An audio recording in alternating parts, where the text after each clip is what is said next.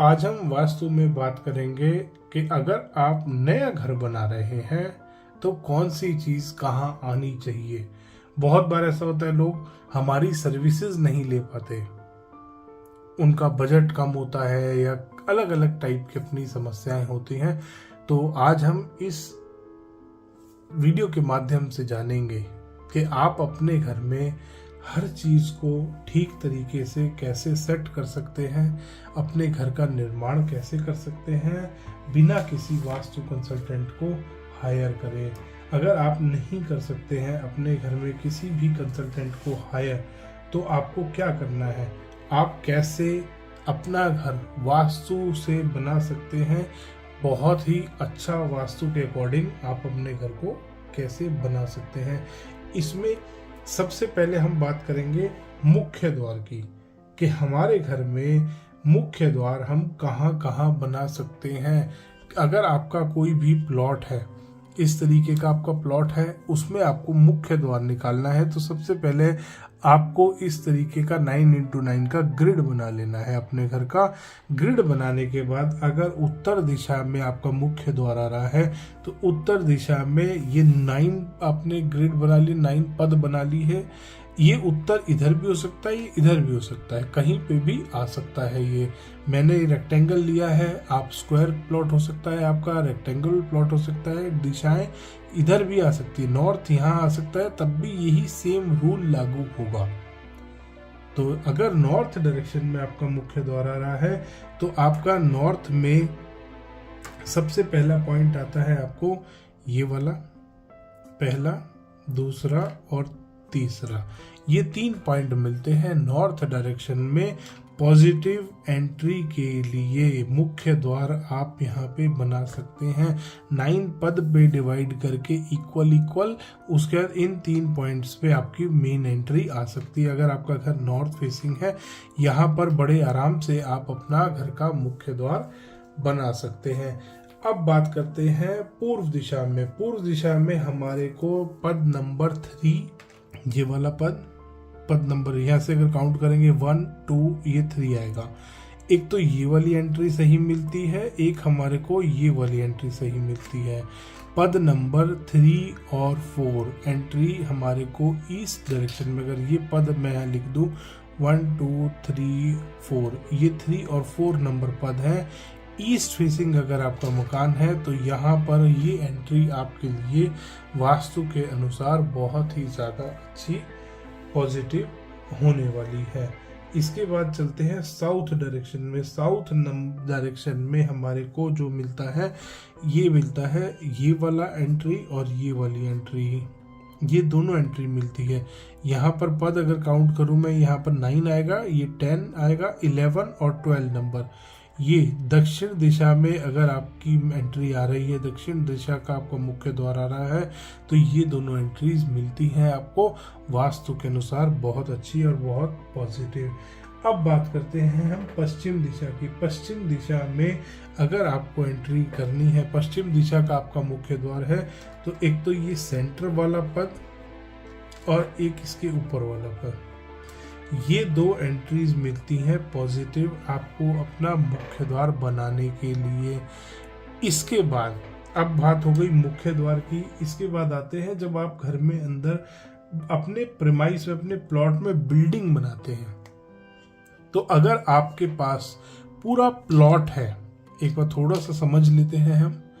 पूरा प्लॉट अगर आपके पास है, इस तरीके का रेक्टेंगुलर शेप प्लॉट है, नॉर्थ यहाँ आ रहा है, ईस्ट यहाँ आ रहा है, साउथ यहाँ, वेस्ट यहाँ, इसमें आपको अगर प्लॉट बनाना है, इसमें अगर आपको मकान बनाना है तो आपका मकान हमेशा यहाँ पर आना चाहिए टुवर्ड्स साउथ और वेस्ट।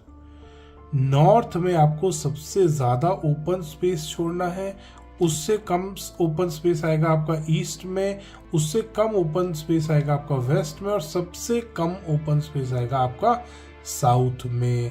इस तरीके से आपको प्लॉट में बिल्डिंग बनानी है। ये पूरा आपका प्लॉट हो गया, इसके अंदर आपने बिल्डिंग यहाँ बना ली। अब हम बात करते हैं कि बिल्डिंग के अंदर आप कौन सी चीज कहाँ पे ला सकते हैं। सबसे पहले बात आती है किचन की, फायर की बात आती है दोस्तों। फायर किचन आपकी साउथ ईस्ट डायरेक्शन में आनी चाहिए। किचन का जो आपका डायरेक्शन बनती है, ये पूरा एरिया आप किचन के लिए बड़े आराम से निकाल सकते हैं।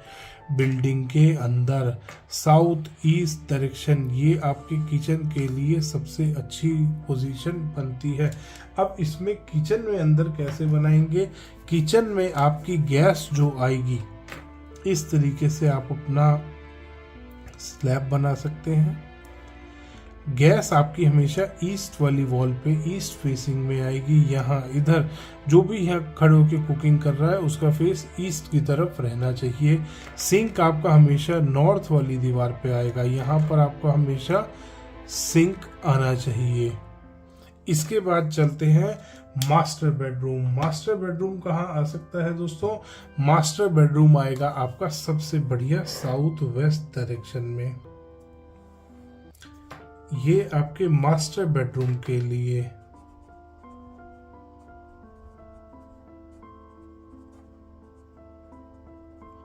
सबसे अच्छी जगह बनती है। इसके बाद किड्स बेडरूम आप दक्षिण दिशा में ले सकते हैं। यहाँ पर कहीं पे भी आप अपने बच्चों का बेडरूम बना सकते हैं। दक्षिण दिशा में आ सकता है, पश्चिम में आ सकता है। इन दोनों दिशाओं में बेडरूम एक यहाँ आ सकता है, एक यहाँ आ सकता है। ये दोनों भी बेडरूम के लिए बहुत अच्छी दिशाएं बनती हैं। इसके बाद आती है बात टॉयलेट की। टॉयलेट कहाँ आएगा? यहाँ पर ये डायरेक्शन, ये एरिया आपका जो बनता है, ये टॉयलेट के लिए बहुत अच्छा है। टॉयलेट यहाँ भी आपका आ सकता है अगर बेडरूम नहीं आ रहा। टॉयलेट दक्षिण के मध्य में भी जा सकता है आपका टॉयलेट पश्चिम में जा सकता है। टॉयलेट के लिए आपको ये पूरी जगह मिलती है, ये पूरा एरिया।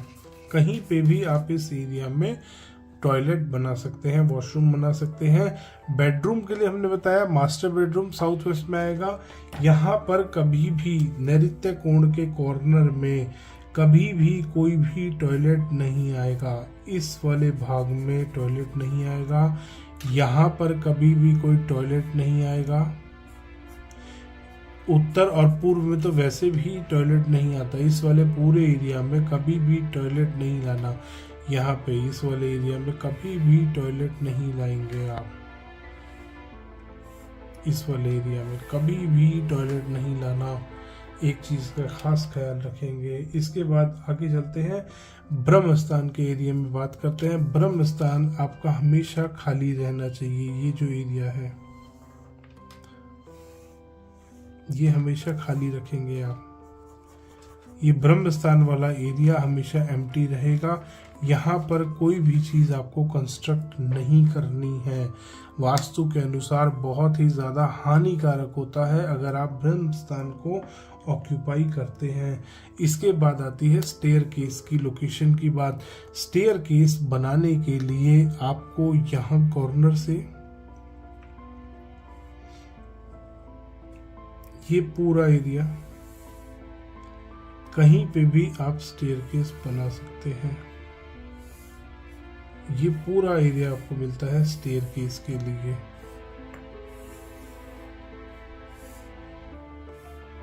ये मैं बाहर मार्क कर देता हूँ ताकि समझने में आपको आसान हो जाए।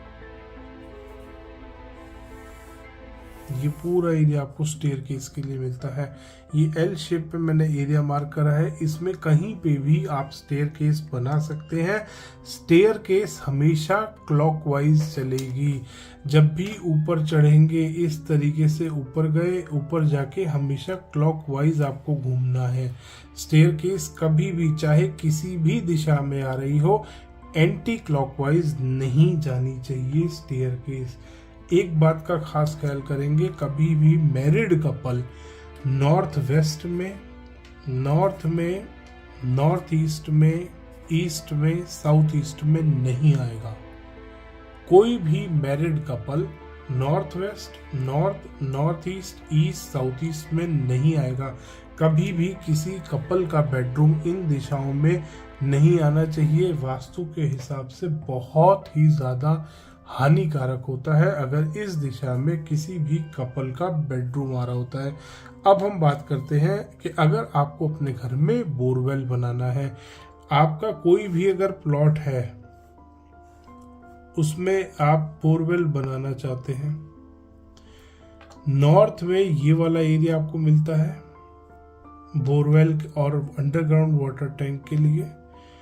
ईस्ट में आपको ये वाला एरिया मिलता है बोरवेल और अंडरग्राउंड वाटर टैंक के लिए। इन दिशाओं में, इन जगहों पे, इन पॉइंट्स पे आप बोरवेल बना सकते हैं। ओवरहेड वाटर टैंक पश्चिम दिशा के मध्य में आएगा आपका overhead water tank. Overhead water tank हमेशा वेस्ट के मिडल में आएगा। ये वरुण देवता का स्थान होता है, पानी के देवता का स्थान है। नैऋत्य कोण में कभी भी वाटर टैंक नहीं आएगा, नो वाटर टैंक। यहाँ पर कभी भी वाटर टैंक नहीं लगाना। ओवरहेड वाटर टैंक पश्चिम के मध्य में आएगा, वरुण देवता के स्थान पे आएगा। ओवरहेड वाटर टैंक जो घर के ऊपर पानी की टंकी आप लगाते हैं वो वेस्ट के मिडल में आएगी। दोस्तों, वीडियो अगर पसंद आया तो इसको लाइक करें, शेयर करें और चैनल को सब्सक्राइब करना ना भूलें।